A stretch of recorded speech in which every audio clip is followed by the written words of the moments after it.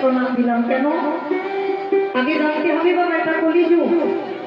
এই কলিযুগে যাগযজ্ঞ নয়, ব্রত পূজা নয়, ধ্যান তপস্যা নয়।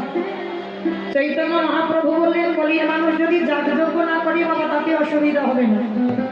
কেউ যদি ধ্যান তপস্যা না করে তাতে অসুবিধা হবে না। কেউ যদি বার ব্রত না করে তাতে অসুবিধা হবে না, করলে ভালো। কেউ যদি পূজা অর্চনা করে করলে ভালো, কেউ যদি ধ্যান তপস্যা করে করলে ভালো, কেউ যদি যাগযজ্ঞ করে করলে ভালো, বার ব্রত করে করলে ভালো। করলে বাবা সোনায় সহারা হবে। আর যদি কেউ নাও করে তাতে অসুবিধা হবে না। কিন্তু কলির মানুষকে একটাই পদ অবলম্বন করতে হবে, সেটা কি?